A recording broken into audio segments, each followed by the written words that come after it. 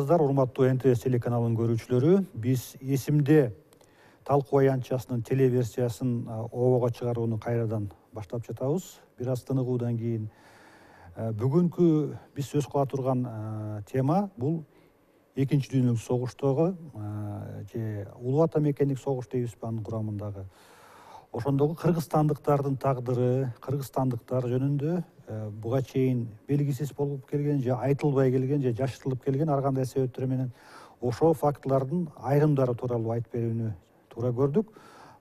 Бул тууралуу бизге бүгүн тарых илимдеринин кандидаты, Кыргыз улуттук университетинин доценти Нарымбек Алымкулов агай айтып берет. Саламатсызбы агай? Саламатсыз. Биздин студияга кош келипсиз. Рахмат. Биз мындай коомдук жалпы массалык аң сезимден ала турган болсок, ошо аң сезимдин көз карашынан ала турган болсок, кыргыздардын ошол Экинчи дүйнөлүк согуштагы катышуусу жөнүндө дегенде эле биринчи ассоциация бул биздин баатырлар, көпчүлүккө таанымал. Бул Дүйшөнкул Шопоков, Чолпонбай Төлөбердиев, жалпысынан биз 72-73 баатыр, Советтер Союзунун баатыры чыккан деп билебиз. Бул баягы соңку советтик мезгилдеги маалыматтар. Чындыгында мына сиздин изилдөөлөр, жаңы жалпы эле маалыматка ылайык бул толук эмес деген мындай маалыматтар бар да. Чынында кандай болгон? Мисалы Чолпонбай Төлөбердиевдин эрдигинен кийин гана матростук болгондо айтылды. Кийин айтышты. Ошол Россиядагы изилдөөчүлөр да айтышты да. Мындан тышкары кандай жаңылыктарды айтып бере аласыз? Мына алгач ушул Советтер Союзунун баатырлары жөнүндө анан Чолпонбай Төлөбердиевдин эрдиги баягы дзотко төшүн тозуп, өзүнүн жолдошторун сактап калган деген.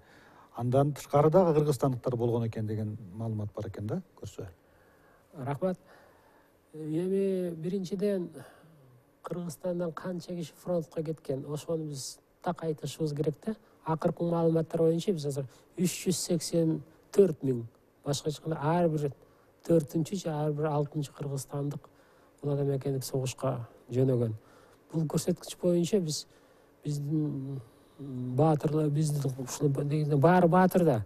Ошонун бул сан Туркмения менен Таджикстан кеткен эки республиканы кошкондо биздин жарандар көбүрөөк кылат да.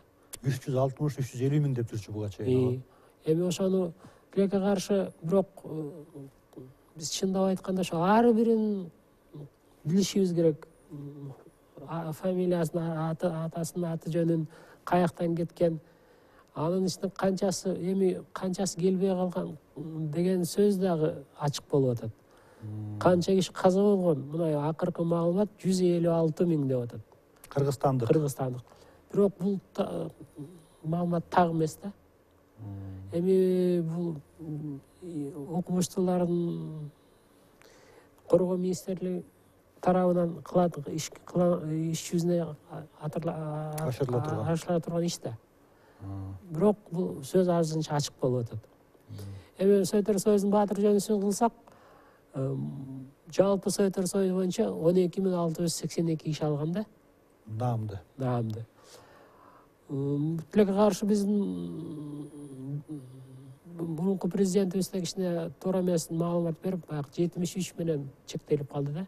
Чындап айтканда биз мына изилдөө негизинде азыр так 83 деп айта алабыз. Дагы 10 киши кошулуп турат. Булар наамды алгандарбы же наамга татыктуу болуп, бирок берилбей калгандарбы? Жок, бул алгандар. Кыргызстандык 83 адам Советтер Союзунун баатыры деген наам алган. Биз 3 критерия негизинде кылдык да. Биринчи Кыргызстандан кеткен, Кыргызстанда төрөлгөн. Экинчи Кыргызстандан кеткен, үчүнчүсү сөөг Кыргызстанда коюлган. 3 критерия негизинде.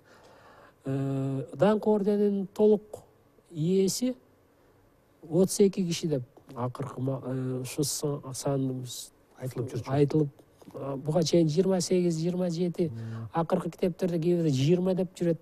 Биз 32ге жеткирдик. Фамилиясы баардык такталган.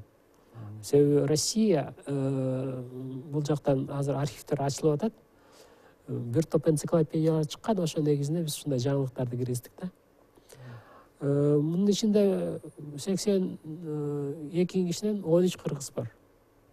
13-чү баарыбыз билебиз, бул Исмаилбек Таранчиев, учкуч Ил-2 самолетун айдоочусу 44-жылы Эстонияда каза болгон да. Бул баягы Советтер Союзунун соңку жылдарында гана далилденип, анан Горбачев ага наам ыйгарган үлгүрүп калган. Акыркы Бул иште аябай чоң Төрөкул Айтматовдун ролу чоң да. Эгер ал киши түздөн-түз кийлигишпесе, мүмкүн алда жетишпей калмак да.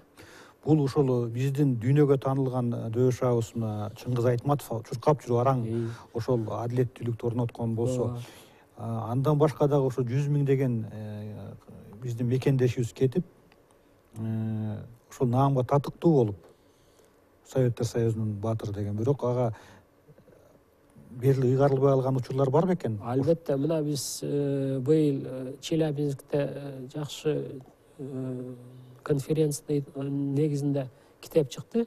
Биз ал жерге 31 кыргыздын наамын көрсөттүк. Мунулар документ, архивдик материалдын негизинде ушулар толук татыктуу деп.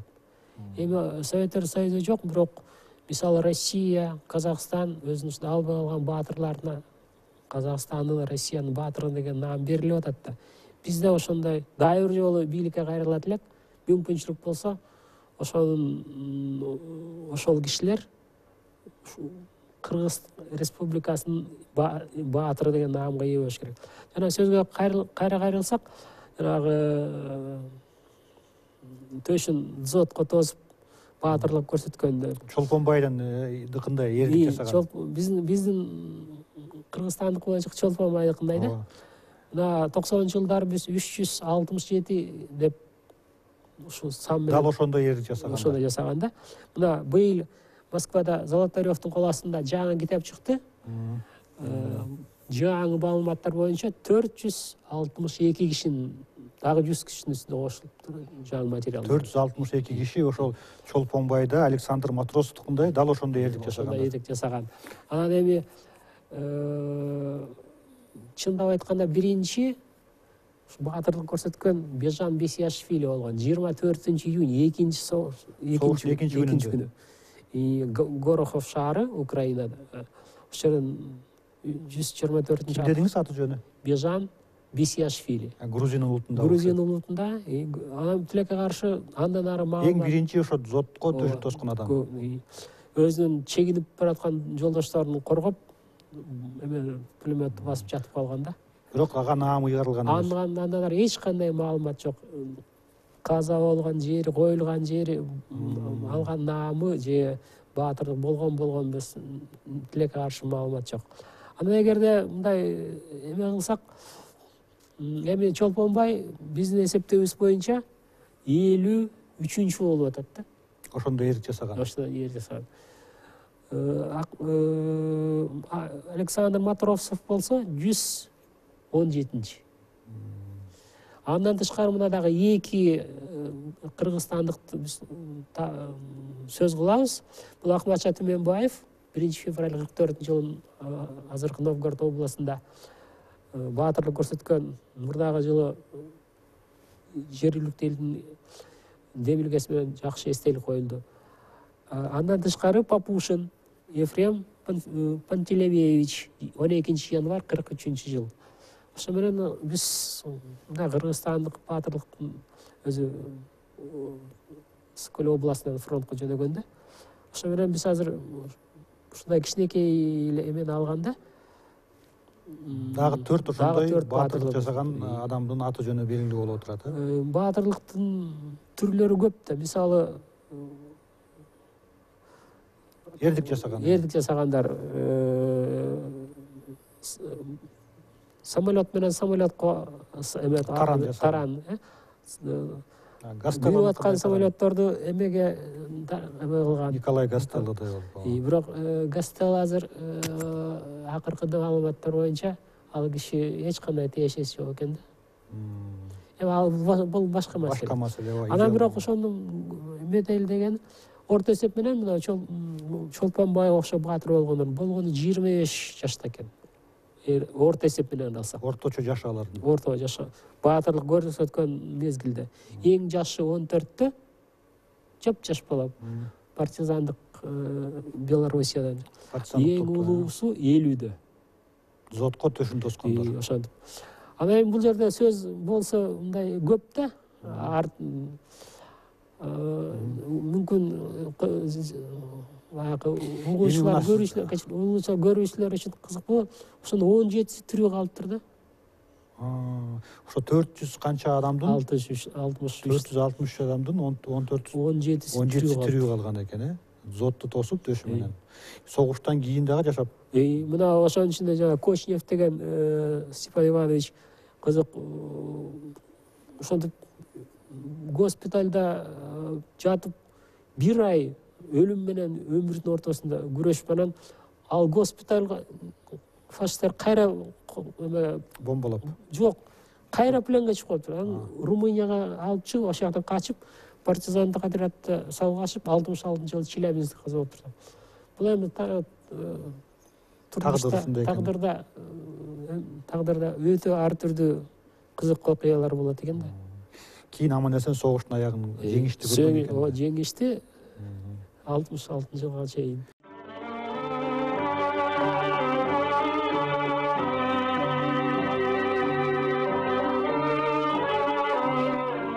Конкреттүү бир фактылар, чын эле таң калыштуу тагдырлар экен да. Ал эми жалпы мисалы биздин ошол согушка катышкандардын бир бөлүгү мындай унутта калгандай, аларды сөз кылбай келген, азыр мүмкүн айта баштагандыр, бул туткунга түшкөндөр.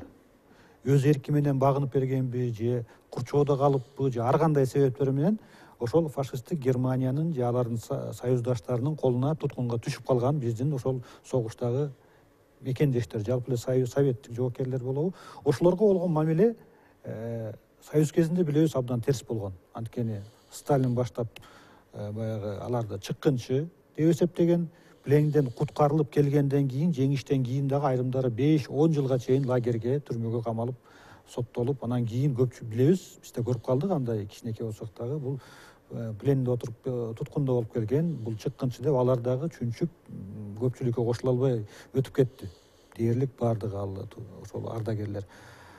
Негизи эле да ушул балким бизде ушул айтылбай жатат. Ошол туткунда болуп келгендерди мындай жок дегенде азыр реабилитациялоо. Алар чынында чыккынчы эмес. Алар ошолдогу жагдайдын бир туткуну болгондор депчи. Ошо боюнча сиз мындай изилдеп көрдүңүзбү? Сиз тарыхчы, изилдөөчү катары эмне айта аласыз? Тилекке каршы бул чын эле Улан Бекеңов согуштун ак тактарынын бири да. Кандай болуп туткунга түшүп калган, анан аяктан качып чыгып, кээ бирөө партизандык салгылашуу топторго кошулуп, мисалы азыр биз материал топтоп атабыз. Мына Францияда, Альба шаарынын жанында экинчи советтик партизандык бригада бар экен. Ошондо советтик ошонун ичинде анан 21 Кыргызстандын тизмеси чыгып атат да. Кыргызстандык ар улуттан кеткен. Анан тилекке каршы ГКНБнын архивинде 6 гана материал берген жок, бирок чын эле ушулар ошол биздин эме аркылуу өткөн деген. Бул жакта архивдер да ачылыш керек да. Демек, алар ошол согуш учурунда советтик аскер болуп туруп, немистердин, фашисттик Германиянын колуна түшүп, туткундан, лагерден качып, Франциянын партизандарына кошулуп согушкан. Анан эки кыргыздын сүрөтү бар, партизандык форма, француздук форма кийген, колунда перчатка, башында берет, өтүк, аябай эме көрүнөт да. Аларды француз партизандары маки деп койчу эле, макилер.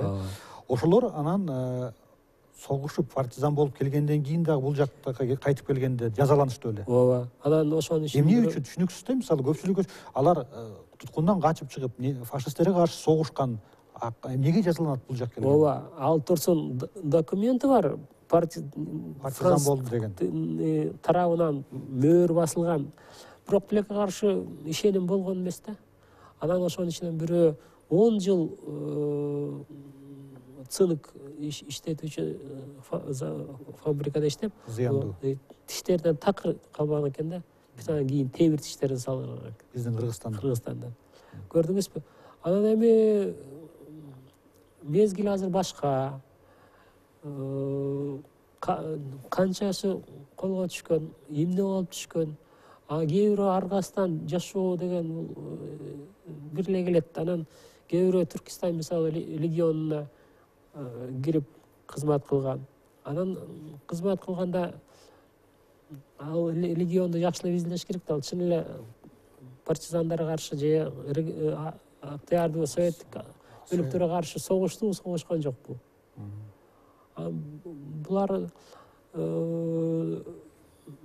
азыр башкача көз караш менен караш керек да. Изилди кайрадан Изилди кайра изилдеш керек. Ошондой эле бизде көп жыл 85-жылга чейин мына эмгек фронтуна катышкандарга мамиле өтө мындай башкача болчу да. Эмгек фронтун деген түшүндүрүп берсеңиз кыскачараак, ал эмне болгон эмгек фронту? Бул жактан Байманаптардын тукумунан болобу, же орус тилин такыр билбегендерди Сибирге, Карагандага, Кузбасска, Челябинск чоң курулуштарга Өнөр жай ишканаларына кишилер айдалган да. Согуш учурунда жумушка 180 000 киши, ошонун Орто Азия боюнча, ошонун ичинен 36 000 киши Кыргызстандан кеткен да. Анан эми ал кадимкидей эле өзү салымы бар да жеңишке. Шахталар иштеп, ачарчылык, берген тамагы чочкон эти, көп мусулмандар анан эт болсо да жакшы да, эт жок болуш керек. Эчтеге жок. Анан аларды эч ким камсыз кылбайт да. Себеби алар ошол мезгилдеги закон боюнча ал иштейт, ошонун эсебинен өзүн өзү багыш керек, өзүн кийиндириш керек. Анан эмгек фронту менен согушуп аткан фронттун кошкон салымы 50% болуш керек. Тең-тең. Башка мисалы мурдагы советтик республикаларда ошол эмгек фронтунун катышуучуларына мамиле өзгөрүп, бир мамлекет камкордук алдыбы? Казакстан, Россия же башка республикаларда, эгерде маалыматыңыз болсо? Тилекке каршы маалымат жок эсе да. Ал ошол эле мисалы согуш туткундары, аскер туткундары, ошол кайтып келсек бир аз артка, аларга болгон мамиле, мамлекеттин мамилеси, расмий баа берүүсү бизден башка республикаларда өзгөрдүбү? Бүт алалы Украина болобу, Кавказ республикасы, Казакстан, Россияда кандай? Менимче Чыккынча эмес, же алар жөн эле баягы курмандык болгон деген кандай бир чечим барбы? Бир кайрадан бир баа берүү? Мен билгенден башка республикаларда көбүн актады. Чыккынча эмес. Чыккынча эмес ооба. Мына ошонун ичинде эле мисалы биздин Кыргызстандан кеткен Советтер Союзунун баатыры болгон да, Добробабин деген. Ал ким болгон? Ал туткунга түшүп келген. 28 баатырдын бири. Кыргызстандан кеткен аскер. Кыргызстандан кеткен. Анан кийин колго түшүп калып качып 2,5 жыл эжесинин үйүндө Харьковдо жашаган да. Анан кайра аскерге чакыртылып 45-жылы, анан кийин согуш бүткөндөн кийин камакка алынып, себеби ал полицияда кызмат кылганда. Полицай болгон, оккупацияланган аймакта немистерге кызмат кылган. Бирок ал айтып атат, мен эч кандай ант алган эмесмин, эч кандай кагаз койгон эмесмин. Мен бир эмени кайтарганга эле мени коюп койгон деп. Жок, бирок 40 бияка Кыргызстанга келгенде биякта эметип камакка алынып, Украина алып барып анан 15 жылга кескен да. Ошол туткунда, аскер туткунунда болуп келген кыргызстандыктардын конкреттүү бир мындай каармандарды изилдеген учурлар болгонбу бизде? Анткени биз көпчүлүк кыргызстандыктар баарыбыз билебиз, эң туткун бул белгилүү Азамат Алтай. Азамат Алтай деп кийин Кыргыз Азаттык радиосунун кыргыз кызматынын алгачкы кызматкери, көп жыл иштеп, АКШда жашап жүрүп, өтүп кетти.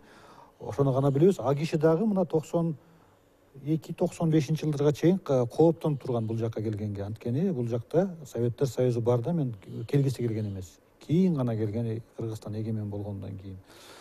ошол адамдын тагдыры дагы ушул согуш туткундарына болгон мамилени өзгөртүүгө мындай түрткү боло алган жок, бир фильм бар го, эки дос кийин Германияда калып калган, бирөө каза болуп, анан кийин сөөгүн кыргыз фильм тартылган. Бияка алып келип, бир атасы кабыл албаган болду. Ошол жанагы орусча аталышын билем, Сүймөн Кулчокмулов тартылган, бизден бир тууганы бирөөбүз. Билбейм, анан Кыргыз фильм тартылган. азыркы көз караш менен карасак, ал баласы да кандай тагдыр болбоду. Ал болгон факт, болгон факт. Реалдуу факт. Анан кийин ошо фильм эме да эме бүтөт да, бияка барса эч ким акырына бир жерге көмүп койгондо өзү кайра Германияга кетип калды да. Кыргызстандык бир жарандын адамдар болгон фильм. Ошол бул азыр менимче мындай кишилерге мамилебиз башка болуш керек. Анан эми бул жакта көйгөй толтура да. Башка республикаларда, башка өлкөлөрдө каза болгондорду, кыргыздардын койгон жерин тактап алсак дагы бир топ иш жакшы болот эле.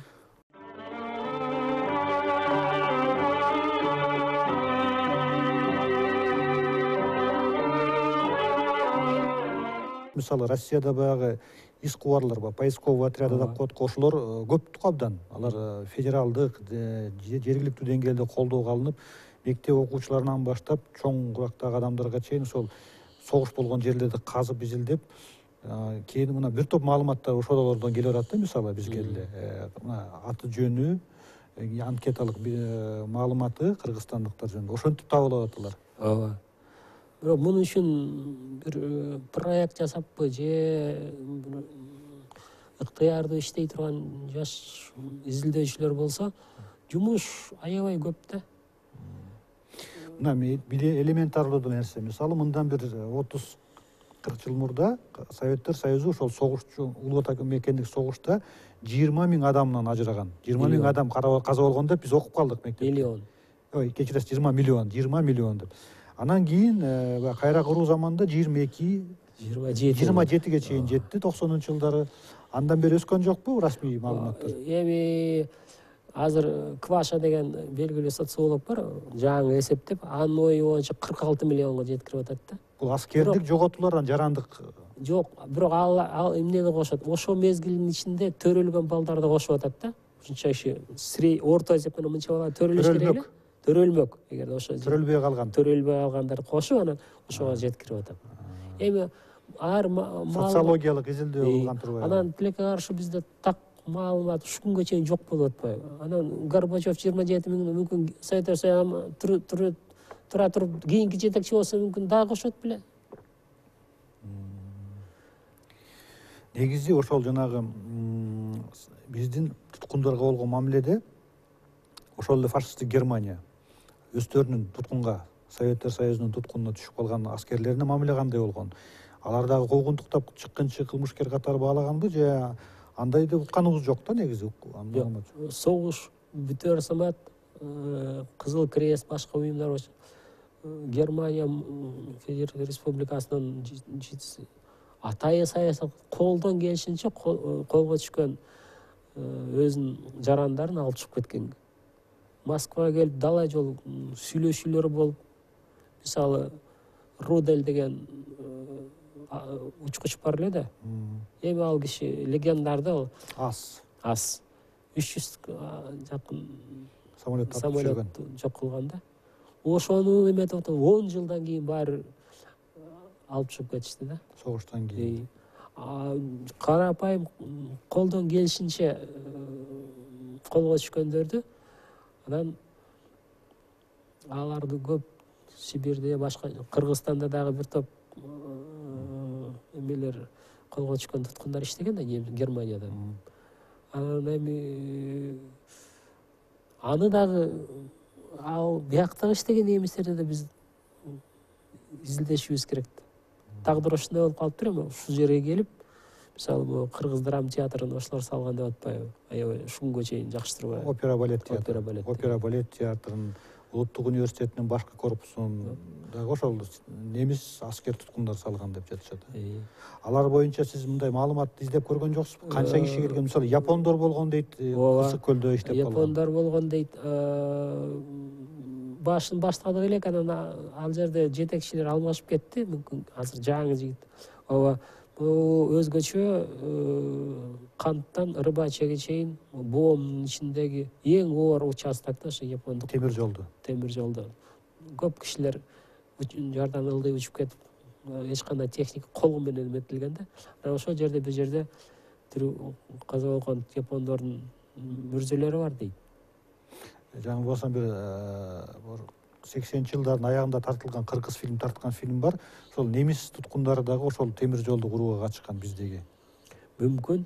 Эң оор эмелерге, эң кооптуу жумуш, кооптуу жумуштарга туткунга түшкөндөр. Эми ошо биздин мамилебиз колго түшкөндөрү менен, анан алардын мамилеси жер менен асмандай болуп атат да.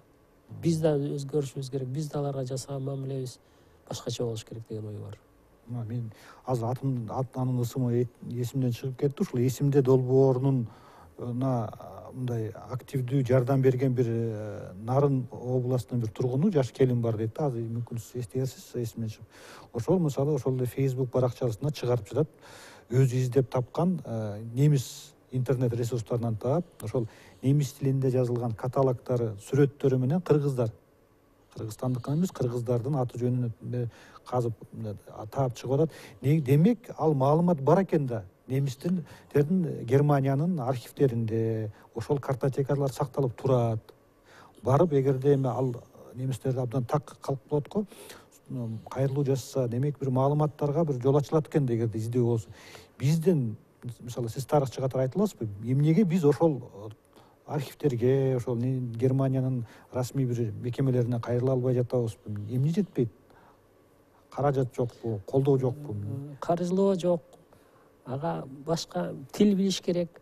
Анан кийин бул азамат кыз экенде. Мына ал Нарын областынын тургуну. Конференцияда ат башыдамын деди. 4000ге жакын ушундай кыргыздын инсанын таап азыр картотекасын андан ары улантып атабыз деп атат да. Эгерде мүмкүнчө кичине тил билген, анан кичине квалификация, архивдик эмелер иштеген болсо, менимче Кыргыздын максималдуу канча болсо, биз өзүбүздүн мурунку жарандарыбызды алып чыгып, тизмелеп, бул жерде көп да. Мисалы, согушка кеткендер, миңдеген кишилер биринчи эле чабуулда каза болгон да.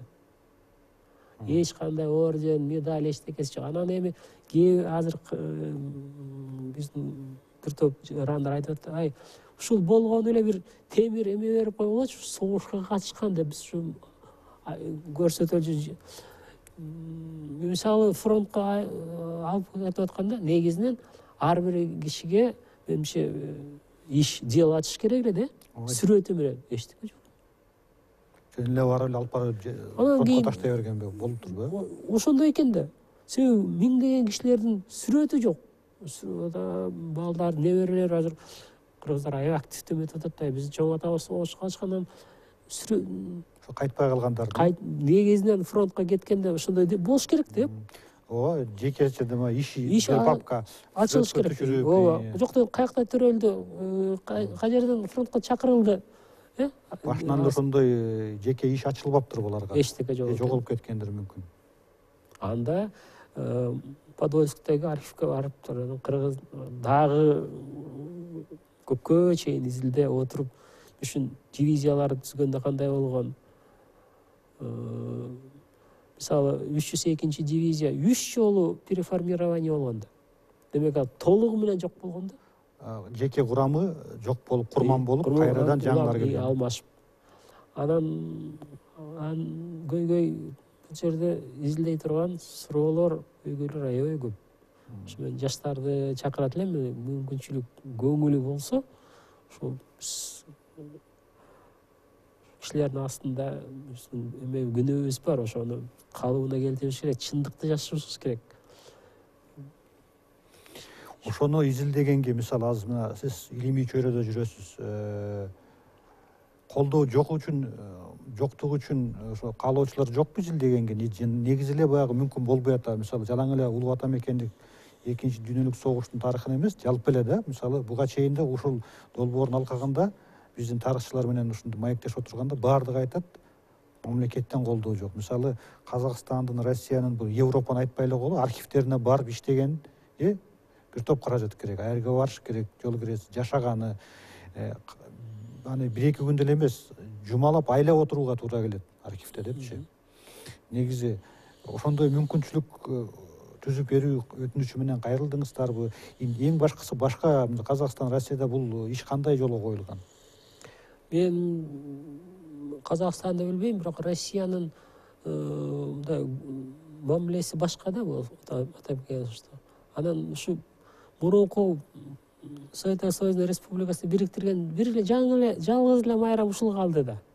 Башка эчтеке деле бизди бириктирбейт. Ошонун эмесинде алкагында биз аябай аракет кылсак, мүмкүнчүлүк издесек болот эле. Бирок тилекке каршы мүмкүнчүлүк Анан эми чектелген да. ушуга байланыштуу мындай согуш, ошол Улуу Ата Мекендик согуштун чыгышынын себеби, андагы согушуунун ыкмалары, тактикасы боюнча дагы мындай сын пикирлер айтыла баштады соңку жылдары. Бул мисалы Советтер Союзу ал согушта өзүнүн чеберчилиги, аскер башчыларынын баягы билармандыгы эмес, мындай орай айтканда бир 10 немистик бир турса, аны бир 100 советтик аскер менен барып эле басып калышкан. Чеберчилик эмес, биздин миллиондогон адамды сактап калса болмок, бирок ошол миллиондогон адамдардын жөн эле курмандык, бөөдө курман болуп, бөөдө ажал таап, ошентип эптеп атып жеңгенбиз. Бул баягы орой айтканда биз баягы труптар менен эле, дене өлүктөр менен эле немистерди көмүп салганбыз дегендей бир пикир бар да. Сиз өзүңүздүн изилдөөлөрүңүздө ушуну тастыктаган, ырастаган маалыматтарга кезиккен жоксузбу? Эми чындап айтканда 41-чи, 42-чи, 43-чү жылга чейин чын эле биздин аскерлер аябай көп кара күч менен эле саны менен, аскерлердин саны менен душманды жок кылган да. Анан эми азыркы акыркы маалымат боюнча эми канчасы чыңкен, канчасы калпын аны такташ керек. 10 советтик, бир фашисттик эме болуп атат да. Катыш, 11-ге. Канчасын эми изилдеш керек. Албетте биздин полководецтер өз деңгээлине жетип, полковод аскерди бушуп эме жеткенче 44-жылы андан ары жагы бир топ ийгиликтүү болду. Бирок ошого жетиш үчүн миңдеген, 10 миңдеген аскерлерди курмандыкка чалдык, курмандыкка жөн эле чалдык да. Аны моюнга алыш керек да азыр. Экинчиден, биздин мисалы биз чыгарган танк эч убакта ойлонгон эмес, ал танк канчага чыдайт, канча жол чабуулга барат. Эң көп болсо 5 да. 5 жол. Бирден көп учурда бирден да ашпайт. Биринчи чыкканда эле Биринчи эле чыкканда эле талкаланат. Ошон үчүн биздикилер анан кийин өзүн актап эчтеке эмес, биз 100 миң танк жасаган, 100 миң танк эле. Т-34, Т-60, Т-70, анан кийин КВ, ИС-1, ИС-2 самолеттордун түрлөрү. Мына эми акыркы маалымат боюнча өзгөчө Кыргызстан бизге Актүз комбинаты чоң роль ойногон да.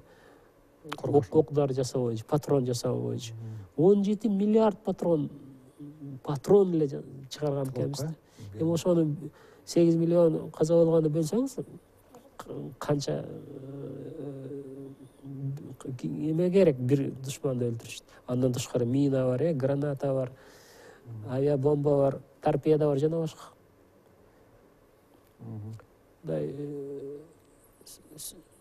Чындык сүрөтү тарта келгенде аябай коркунучтуу жана аяныч менен айтыш керек да.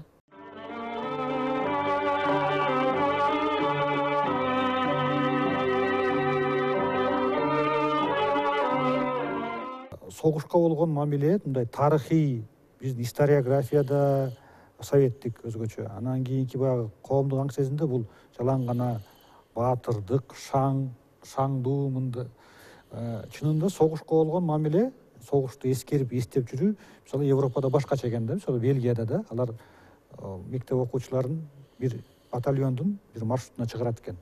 Мына бу жерден чыкканда барат, бу жерден мынчасы өлдү, бу жерден тигинчеси өлдү, бу жерден мина, бу жерден бомбага кабылып, акыры мынчасы эле калды деп кайгылуу, коркунучтуу мындай үй келтирген окуя болсо дагы ошентип алар согуштуга болгон мамилеси биздикинен башка. Биздики жалаң гана шаңдуу танк менен эле Берлинге кирип баргандай эле ошондой бир түзүлүп калбадыбы мына биз кичинекейибизде мектепте окуп жүргөндө. Азырга чейин ошол мындай маанай мисалы Россияда орноп турат да. Биз можем повторить дегендей чыгып атпайбы мына бизде 9 май күнү өзгөчө мына Бишкекте Германиядан чыккан машина эле джиптерге советтик символиканы тартып, танкты тартып, Т-34 деп, анан спасибо чоң атабызга рахмат, анан кайталап кое алабыз, можем повторить деген. Бул эми тарыхты бурмалап, такыр эле тескери башкача түшүнүү деп ойлобойсузбу? Албетте, менимче бул жерде өзүн өзү жогору сезген сезим бар да. Менимче ал мезгилдеги муун менен азыркы муундун айырмасы асман менен жердей. Ал мезгил андай патриоттуулук, андай атуулдук азыр бизде жокко эсе жок дейм. Антип биз азыр орыс жарандар айта албайт го, мынча кыргынга барып анан биз жеңишке жетебиз деген. Ошон үчүн ошо мезгилдин тарыхын, ошо мезгилдин аябай изилдеш керек да. Бул өзүнчө эле феномен да. Кантип биз жеңдик? Бул бизге эмнеге кандай баа менен келди? Анан эң негизгиси биз чындап айтканда согушка катышкандарды жакшы рахматын айта алган жокпуз да. Эмнеге? Себеби эми бир мезгил мүмкүн 9 майны эстесек жок да. Ошол эми кийинки жылдарда айтып атасыз да. Ошол чынбы, сиз изилдөөчү катары айта аласызбы? Мисалы, согуштан кийин Сталиндин буйругу менен Москвадан өзгөчө ал так маалымат чоң шаарлардан баягы мунжулар, инвалидтерди, буту колу жок калгандарды Москвадан чыгарып, же бир интернаттарга атайын ошол жака көздөн далда чыгарып салыш керек деген бир буйрук болгон дейт да. Мен тилекке каршы буйруктун өзүн окуган жокмун, бирок ошондой факт болгон дейт. Өзгөчө Мурманскке алып чыгып кетишкен дейт. Анан ал кишилер кайра аяктан келген эмес дейт. Чын эле баягы баардык шарт түзүп бергенби же жөн эле ошол жактан эме болгонбу?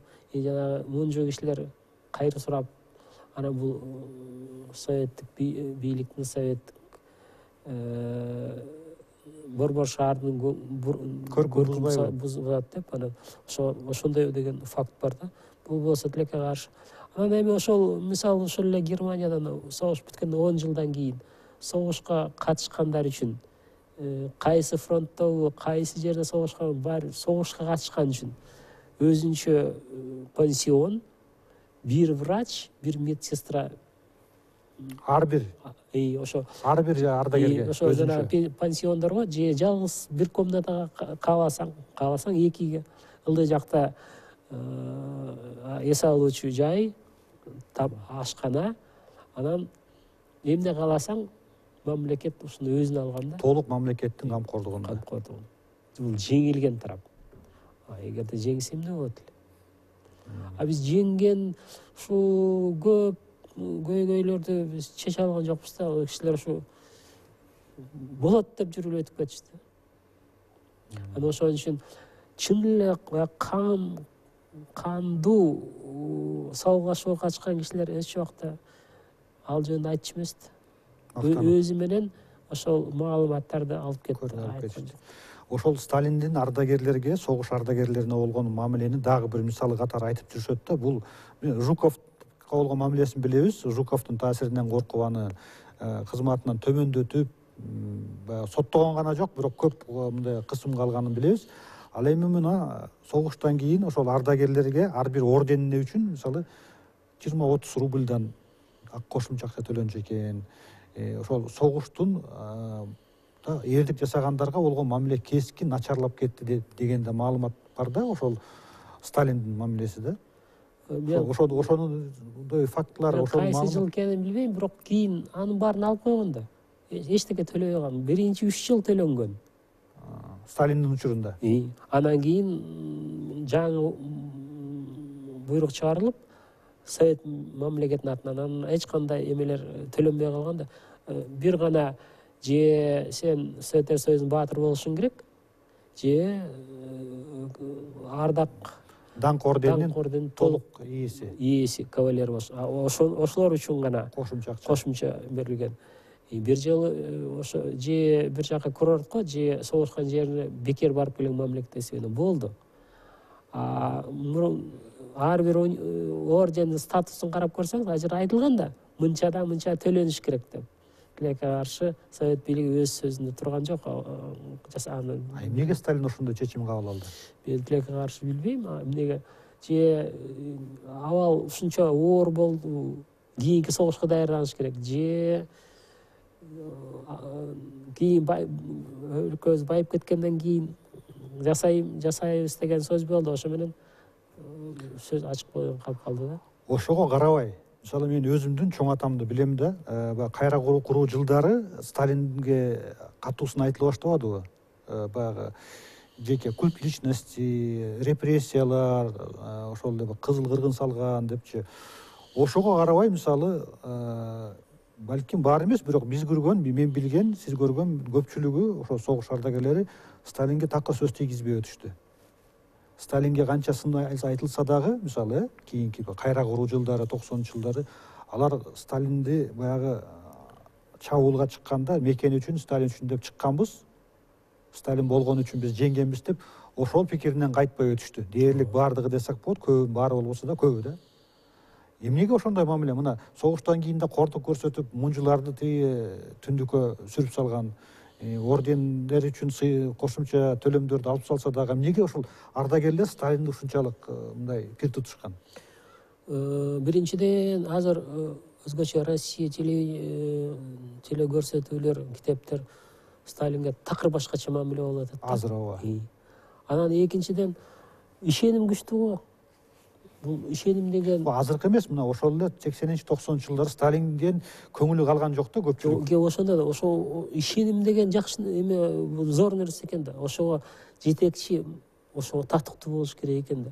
Ошон үчүн жетекчи болор мурун ойлонуш керек экен, мен ошол деңгээлге жете аламбы деп. Бул чын эле мына биздин атабыз 39-жыл, 45-жылга чейин соғыш башын өткөргөндөр. Экинчи жолу Кенигсбергдин жарадар болгон ошондон кийин. Апабыз өмүрү бою согуш эмгектенип, район боюнча 3 эле киши медаль алган, ошонун бирөө биздин апабыз. Стакеме эч убакта сөз тийгизген эмес да. Абдан чоң кордукту, кыйынчылыкты көрсө дагы. Ошо ишеним бар да, алардын ою боюнча кийинки жетекчилер анын айтканын так аткарган жок деп атат. Анын айтканын бурмалап салышты, аны жасабай коюшту. Мүмкүн аларга азыркыдай, мисалы, интернет жок, башка жок, маалымат жеткен эместир да, бирок мына ошол эле биздин республиканы алсак, канча деген мыктыларыбызды кырып, алдыңкы адамдарыбызды кырып жок кылса дагы, ошол мындай аз гана интеллигенция, бир катмары гана мүмкүн калыс баа берип сындаса, бирок азырга чейин ошол улуу муунун арасында Сталинге мындай бир өзгөчө жакшы мамиледе сакталып турат да, ошонусу таң калтырат да. Ооба. Жок, бирок тилекке каршы Хрущев мезгилинде бурмалоолор аябай көп болгон экен да Сталинге. Ашкере жамандап. Ашкере да. Чындыкты, калптын баарын Сталин мойнуна илген экен да. Мисалы, ушунга чейин кайталап жүрөт. Сталин биринчи 10 күнү эч кимди кабыл албаган, дачасында жаткан деп. Чыгарган архивдик материал боюнча 22-саат 2-де акыркы политбюронун согуш башталганда 4-те кайрачы болуптур. Кадимкидей эле. Себеби аякта ким Сталин кабыл алган канча ушу журналдарды чыгарышты. катталып турат. Эч кандай эме жок.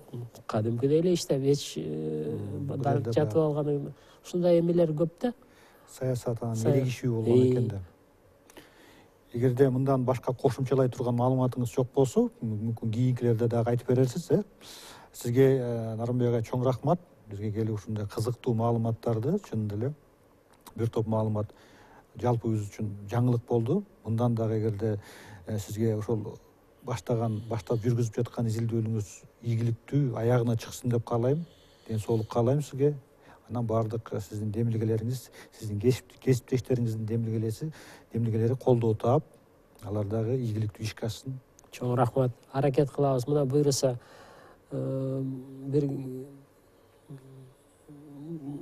баардык көлөмү 2000 беттен ашты, бирок ошон жок дегенде бир 500 беттин кылып СССР Союзунун баатырларын Кыргызстанда анан даңк орден толук ээсине арналган китепти даярдап атабыз. Анан буюрса ошону чыгат го деген ишеним бар. Басмага даяр болуп калыптыр да. Басмага 3 жыл эле мурун, 5 жыл эле мурун батыр. Бирок азыр дагы кошумча кылдык да, мына ошон кызыктуу китептер. Китепти дагы тереңирээк изилдегенге, көйгөйдү койгонго мүмкүнчүлүк берип атат. Сизге чоң рахмат, ишиңизге ийгилик, ден соолук. Чоң рахмат. Урматтуу НТС телеканалынын көрүүчүлөрү, сиздер эсимде долбоорунун теле версиясын көрдүңүздөр. Келерки берүүлөрдө көрүшкөнгө чейин бар болуңуздар.